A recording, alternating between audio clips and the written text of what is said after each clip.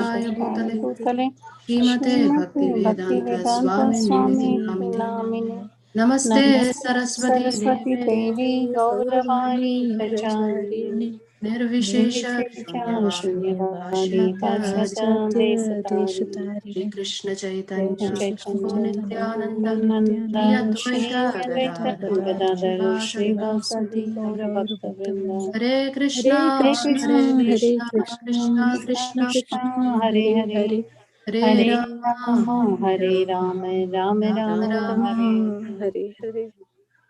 As we continue to read from Sri Brihad Bhagavatamrita, just a quick revision. If I leave out something, please let me know.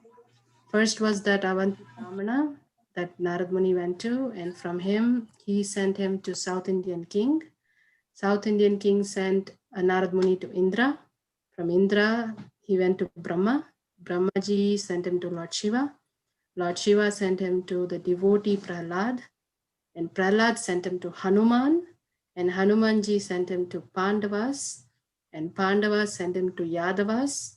And the Yadavas are sending him to Uddhava. So that's where we are today at chapter 6, Priyatama, the most beloved. So let's see what Uddhava is going to send us and what is he going to say. Shri Gaurangi Mataji, would you like to start? Okay, Mataji. Shri Parikshit said, Noble mother, after hearing Ugrasen's advice, Narad, the dear devotee of Lord Mahavishnu, became absorbed in the taste of exalted love of God, which seized him in its grip. Forgetting everything else, he started off, Veena in hand. Having spent much time before in Dwarika, Narad automatically took the familiar roads to the center of the city, amazing roads that led to the neighborhood of the Lord's palace, and came to a palace of Krishna's that he knew how to reach from earlier visits. Under the spell of intense transcendental agitation, Narad seemed like an ordinary person haunted by a ghost. So this actually shows how intense his desire to go and meet the devotees are. So if we all remember, Lalita Sundari posted a picture where Narad Muni was fainted and he was on a bed and all the Yadavas were taking care of him. So this is the situation when he is entering the palaces to see Uddhavji. So he is like haunted like ghost. That is the eagerness that with which he is going in search, as if he has not even seen, like he knows already them, like he has come to Dwaraka, he has seen everybody, but this is just too transcendental for us to understand. Yeah. Yeah. Amrita Nandini Mataji, would you like to read next? He sometimes tripped and fell to the ground and sometimes stood motionless. Sometimes his body trembled or he rolled on the ground or he wept in great distress. He sometimes shouted and jumped about, sometimes sang and danced, and sometimes all the transformation of priceless love of God covered in him at once. So he is no doubt himself a very special devotee. This is not humanly possible. Gayatri Mataji, would you like to continue? My dear mother, please now be fully attentive. Listen soberly with steady concentration to what I am about to say. This is very important. Even many times in Bhagavatam also, it says Bhadram te, like just get very alert. Let's listen carefully because something very important is going to come. So please also the highlight if you could read, Mataji.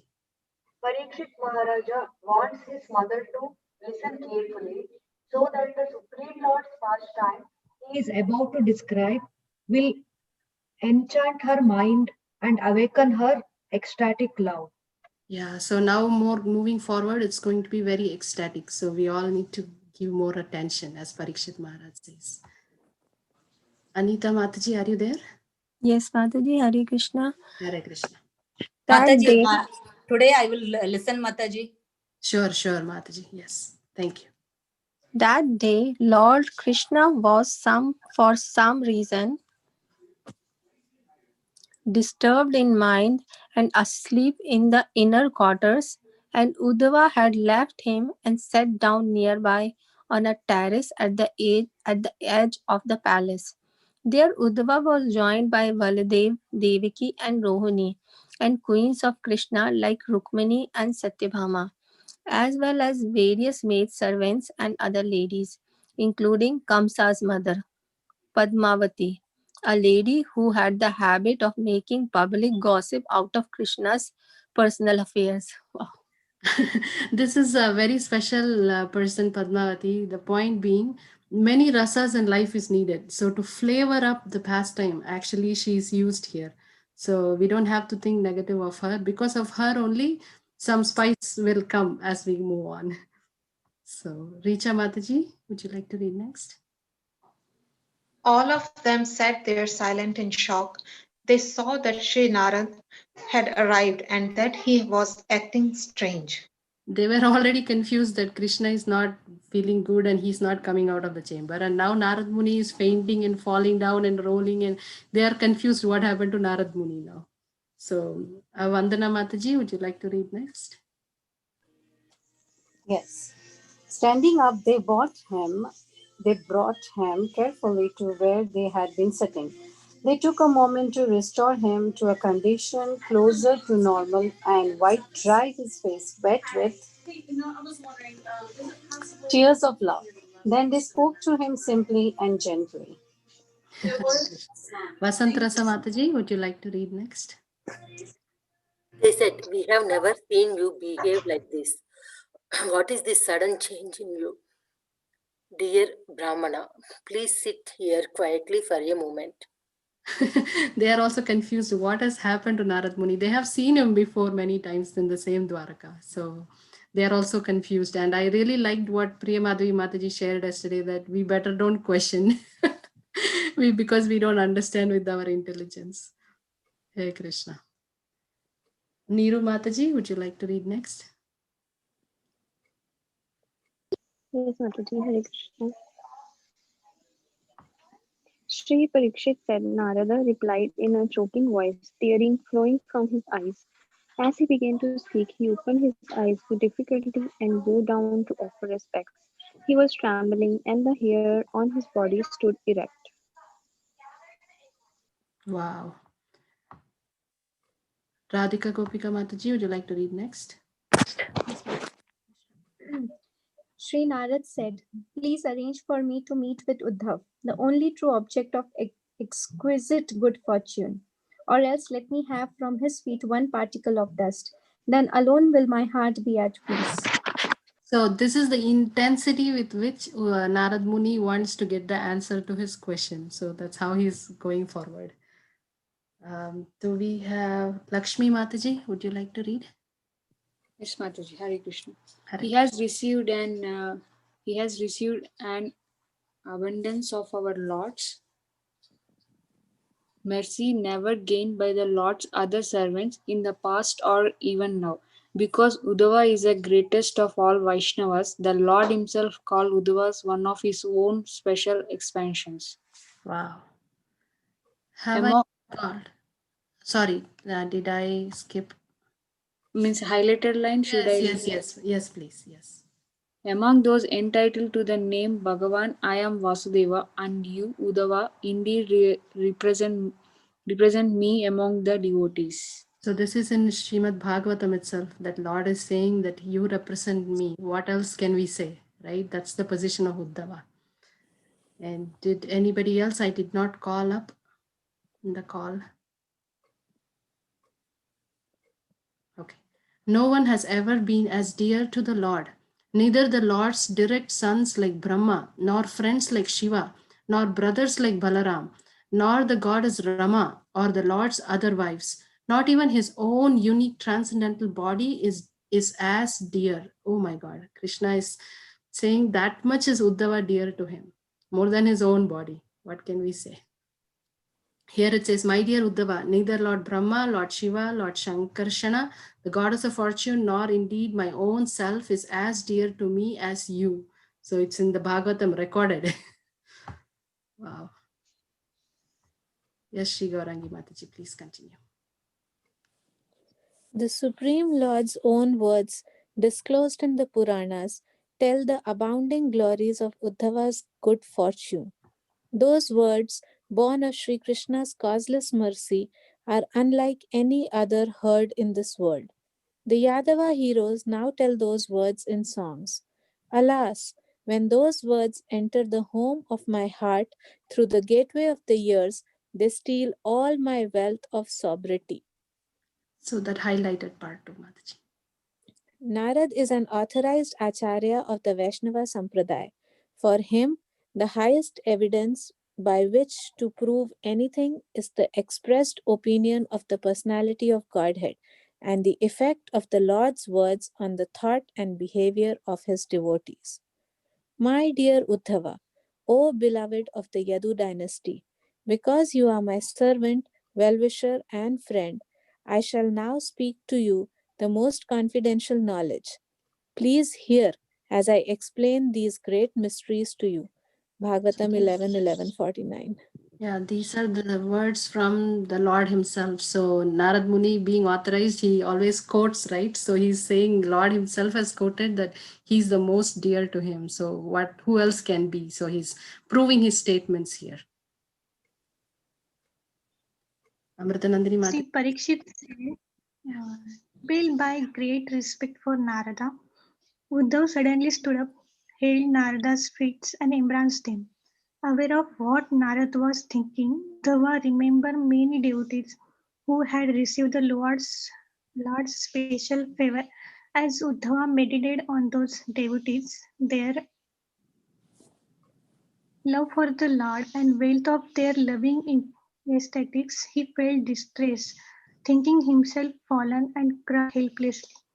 Only with some effort was he able to regain his composure. Then he became joyful and spoke to the sages, moved by the sattvic emotion of jealousy. So Uttava, he Sattvic emotion of jealousy. jealousy. Like even jealousy can have a sattvic part. I am first time hearing. So he is actually comparing himself. He already knew why Narada is praising him, because Uddhava is the student of Brihaspati. He is very, very knowledgeable that he can counsel Krishna. That is his knowledge level. So he already understood why Narad Muni is praising him, thinking that he didn't even express yet, but he understood that he's thinking he's the mercy recipient of Krishna, the best mercy recipient. So, but as soon as he thought that, he got the list of devotees in his heart, and he compared himself with them, and he's feeling so fallen. So that's the sattvic emotion of jealousy there. Gayatri Mataji, yeah.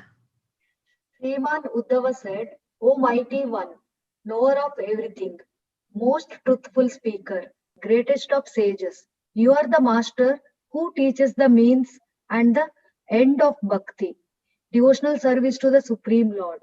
All you just said about me and more is self evident to me. I knew it was true before you said it, and so did others. This is the big joke. Because Uddhava said, I also felt like that only, that I am the most important mercy recipient of Krishna till something happened. So, till what happened, can anybody guess? Till he visited Vrindavan. Yes, till he visited Vrindavan and he met the gopis with that letter. When I saw on my recent trip to Braj, took my pride in my special good fortune and suddenly crushed it to dust. Yes. Since then, I have understood the amazing sweetness of Krishna's mercy, of love for him, and of those who passes that love. Yeah, who possess that love? Like then he understood he actually has no love. There are somebody who really love him, and what it means he understood after visiting the gopis of Vandana Mataji. Just by what I saw in Vraj, I came to be the most sorry, I came to be the most blessed. I was swept away in an ocean of ecstasy, thinking myself completely favored by the Lord, a recipient of His most extreme mercy. Yes. Asantrasa Mataji?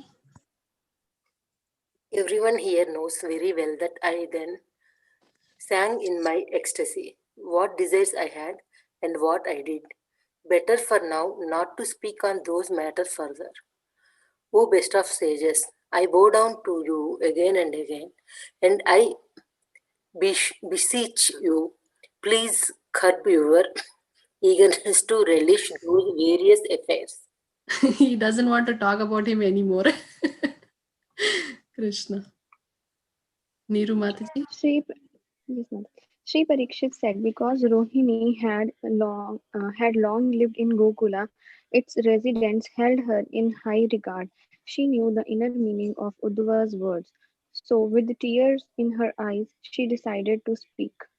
So even before Uddhava could reveal whom he is talking about, Rohini, Mother Rohini jumped in because she closely knows them. Yeah. Radhika Gopika Mataji. Sri Rohini said, Alas, dear servants of Sri Hari, the residents of Braja have by evil fate been all but slain. They have lost the last trace of good fortune and are drowning in an ocean of gloom. There they suffer poisoned and scorched in the flames of an underwater fire. So please do not destroy my moment of happiness by reminding me of them. So she doesn't want to remember because she knows how much they are in pain. When Sri Vasudeva brought me back from Gokul, the cries of the greatly distraught Yashoda made even stones shed tears and lightning bolts shattered. And who can tell the mouth speak about the other women of Vraja, who after Krishna left became like living corp- Living corpse. corpse. Yeah. Like they are dead, just living for the namesake. But I am not very intelligent. After your Lord returned from the house of his spiritual master, my sadness drove me to tell him briefly how the Vrajvasis were faring. Like this is what happened when after Sandipani Muni's ashram, Krishna comes back. Mother Rohini actually goes and she wants to reveal the problems that Vrajvasis were facing. And here it is mentioned in this commentary that many times we have something in our mind and we want to open and tell it, but we should know the time, place, and circumstances before we open up. Like we should have that what to say, that control, what vachovegam. But Rohini did not have that, and she says that without understanding how much it will cause pain to Krishna by saying this. So after this only that later pastime all happened, that Krishna sends Uddhava because Rohini tells this is not right what you're doing and all that. So it actually made the situation more worse. That's what she's trying to say. This, though, did not soften his heart, since all he did in response was send you, an expert in the clever art of delivering messages. Uddhava's letter, yeah. In this, your Lord's greatest favor and mercy on them, as your words imply. My own experience is this. When Krishna lived in Vraja, so many calamities threatened to destroy it. Vraja was disturbed by demons, from Putana to Keshi, by demigods like Varuna and Indra, by creatures like the python, and by the falling of familiar things at Krishna's house, like the cart and the Arjuna trees. But to these dangers, the residents paid no regard. Joy. As if entranced in each event, they wanted only to assure Krishna's welfare. They never thought about themselves. Mm.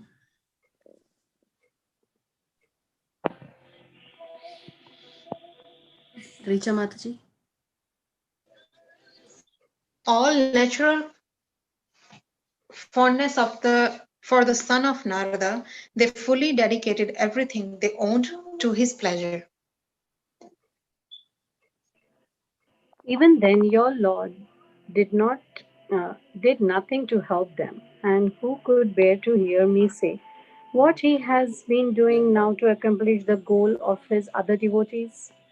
So they are all not able to understand the heart of Lord Krishna. Like for them, in a sense, the pain of the gopis and the Vrajvasis are more intense, and they don't see how Krishna is helping them in any way. So it will be slowly revealed. Sri Parikshit said, upon hearing this, the mother of the wicked Kamsa spoke out, her head shaking, her manner bold, her judgment spoiled by old age. Niru Mataji? Niru Mataji? Hare Krishna, Niru Mataji, we can't hear you. Yes, yes, Mataji, sorry. Um, Shri Parikshit said, upon No, hearing this, the mother, Padmavati said. yeah, 43. Padmavati said, just see, since childhood, our Krishna has stayed in the forest full of thorns to guard the cows of those merciless cowherds. So she's seeing another angle. She's saying Krishna is ours, but see how they were merciless cowherds. He was in the thorn of forest. Yeah. Radhika Gopika Mataji. They never even gave him shoes. And if when tormented by hunger, he sometimes ate a little stuff made from the milk.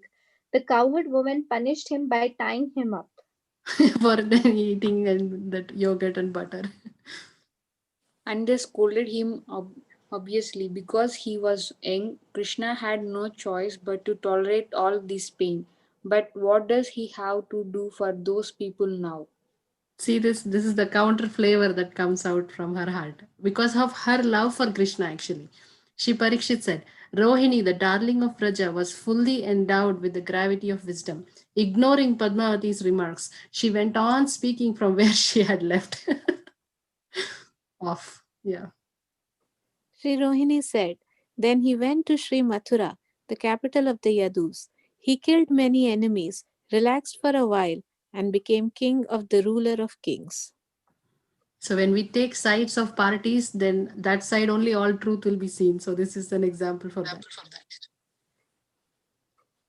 Now honored by countless demigods whom he had sometimes defeated and sometimes helped, this Lord of Rivers no longer even thinks about the resident of Vaja. Now again there is a twist. Parikshit said, Krishna's dear queen Rukmini, Bhishmaka, Bhishmaka's daughter, who always lived in Krishna's heart, found these words unbearable, and so she spoke up. See how the wife can't tolerate when the husband is being said like that. So now she jumps in. Sri Rukmani said, my dear mother, you don't understand the inner feelings of Krishna at all. His heart is softer than newly churned butter. Why are you saying these things? Just hear from me what I have heard. Yes. Sometimes at night he says this and that in his sleep. Sometimes, in a most sweet voice, he utters names as if calling his cows. Sometimes he calls his girlfriends or some of the cowherd boys. And sometimes, while asleep, he acts as if he were placing his flute to his mouth and assumes his enchanting threefold bending form. So he's always in Vraja thoughts. While asleep, he sometimes says, Mother, give me some fresh butter. Sometimes he calls out to me, Oh Sri Radha, oh Lalita. Sometimes he pulls on my garment and asks me, Chandravali, what are you doing? And sometimes he drenches the pillows on his bed with floods of tears. Hare Krishna. Vasantrasa Mataji. Then at times he suddenly wakes up, rises from bed, and cries in a pitiful voice, drowning us in an ocean of pain and grief. Hey Krishna, can you all imagine the Lord of the world, our dear Krishna is crying in pain and grief? What can we say? Just last night he must have seen something in a dream, because today he has been weeping sorrowfully and is beside himself with agitation. Now he is lying in the bed as if asleep, his cloak pulled over his head. He has not even performed his morning duties. So that's his state even today morning, they are saying. Sri Parikshit said. Then temperamental Satyabhama, surrounded by other wives, answered back in jealous anger. She said, Dear Sri Rukmini, why are you prattling on like this?